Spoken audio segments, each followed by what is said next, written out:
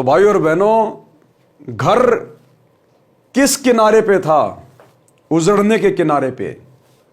राम भगत का आगे का जीवन यदि परमात्मा उस पर दया ना करते, राम निवास को निमित्त बनाकर अगर सत्संग में ना लाते, तो भगत राम भगत का बुढ़ापा, उसका आगे का जीवन नरक से कम नहीं था, नरक से कम। और ना उसके बेटा बेटी का व्यवहार चेंज होता, उनको शरण नहीं मिलती गुरु जी की, जिस कारण से उनके बेटा बेटी भी बिगड़ जाते, उनमें भी वही कुसंस्कार पैदा होते चले जाते और नस्लें बिगड़ जाती, पीढ़ियां बिगड़ जाती। लेकिन एक व्यक्ति ने समझदारी दिखाई, राम भगत ने सतगुरु की शरण ग्रहण कर ली, सतगुरु के सत्संग वचन सुने, भक्ति शुरू कर दी। उस एक भगत के कारण परमात्मा ने पूरे परिवार को स्वर्ग बना दिया, स्वर्ग।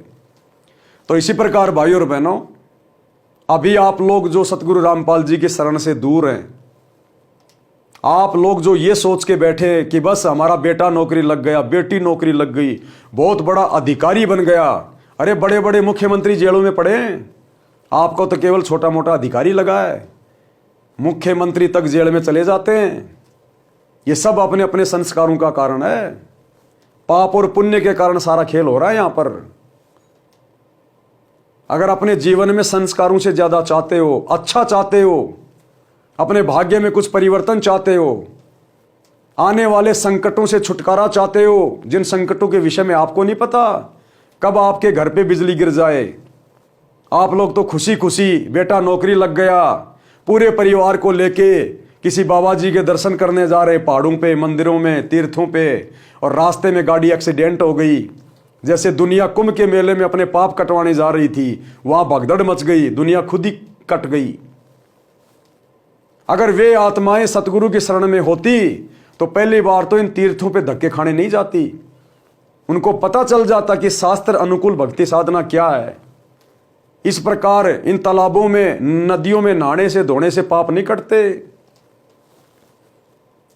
और वे आत्माएं सतगुरु की शरण में आके सत भक्ति करती, ये मनमाने आचरण करने से बचती, उस भीड़ में जाने से बचते, और आज वो मृत्यु को प्राप्त ना होते।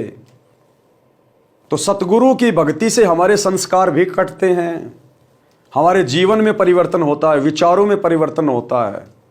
सतगुरु अपने आशीर्वाद से भगत का परिवार सेट कर देता है। इसलिए गुरु की शरण की आवश्यकता होती है। लेकिन नकली गुरुओं की शरण से, उनके सत्संगों से कोई परिवर्तन नहीं होता, कोई बदलाव नहीं होता। सच्चे सतगुरु की शरण ग्रहण करनी पड़ेगी। और आज आप सभी का परम सौभाग्य है, सच्चा सतगुरु, सतयुग से ऋषि महात्मा जंगलों में जा जाके मर गए, एक एक पैर पे खड़े होकर तपस्या करके गड़ गए। आज तक ये सतगुरु और इसकी सत भक्ति नसीब नहीं हुई। और आज इस कलयुग की पिछली पीढ़ी में चूंकि ये भक्ति युग शुरू हो चुका है, आप और हमें मनुष्य जन्म प्राप्त है, सतगुरु धरती पे प्रकट है, परम सौभाग्य है आप और हमारा। ब्रह्मा विष्णु महेश और देवी देवताओं को भी ये सौभाग्य प्राप्त नहीं है, क्योंकि वो भी मोक्ष के लिए भटक रहे हैं, लेकिन काल के हत्थे चढ़ गए। यहां नकली साधना करके चले गए, नकली गुरुओं के शरण में दान पुण्य करके चले गए, दुनिया भर के भंडारे और कंबल बांट के चले गए। उस पुण्य के कारण वो देवी देवता तो बन गए, लेकिन मोक्ष से वंचित रह गए। अब जितने दिन उनके दान पुण्य की कमाई रहेगी, तब तक वो देवी देवता बन के मौज करेंगे। जिस दिन वो कमाई खत्म, ये काल नीचे पटक देगा, गधा कुत्ता सुअर बनेंगे। तो देवी देवताओं को भी ये मौका नसीब नहीं है जो आज आप और हमें है, पूर्ण मोक्ष प्राप्त करने का, उन देवलोकों से भी उत्तम स्थान सचखंड में जाने का, सदा सदा के लिए अखंड सुख प्राप्त करने का, सतगुरु के सतलोक में जाने के बाद फिर ना कभी मरना, ना कभी बूढ़ा होना, ना कभी कोई रोग होना, ना कोई काम धंधा करना, सबको एक समान सुंदर शरीर। वहां हाड़ मांस का शरीर नहीं है, टट्टी पेशाब वाला शरीर नहीं है, नूरी शरीर है। सबके बड़े बड़े महल, सबके अपने अपने विमान, सबका भरा पूरा परिवार, कोई राग द्वेष ईर्ष्या नहीं, लड़ाई झगड़ा नहीं, मार पिटाई नहीं, ऊंच नीच का भाव नहीं, जाति और धर्म नहीं। वहां केवल आनंद ही आनंद है, वो सुख सागर है, सुख सागर। लेकिन वो कैसे मिलेगा? आज यदि आप सतगुरु के सत्संग सुनना शुरू करेंगे तो, और ज्ञान समझकर जब आप इनकी शरण में आ जाएंगे, इनके द्वारा प्रदान की गई सतभक्ति शुरू कर देंगे, तो सतगुरु धीरे धीरे सब कुछ परिवर्तित कर देगा, सब कुछ चेंज कर देगा। तो भाई और बहनों, आज के वीडियो में हम केवल इतना ही लेंगे। हम धीरे धीरे आगे बढ़ेंगे, क्योंकि ये पुस्तक कोई सामान्य पुस्तक नहीं है। ये जीने की राह पुस्तक आपके जीवन को परिवर्तित कर देगी, यदि आप जरा सा भी बुद्धि विवेक से काम लेंगे और आज ही अपनी जेब से मोबाइल निकालकर यूट्यूब पर सृष्टि रचना सतगुरु रामपाल जी लिखेंगे और इनके सत्संग सुनना शुरू करेंगे।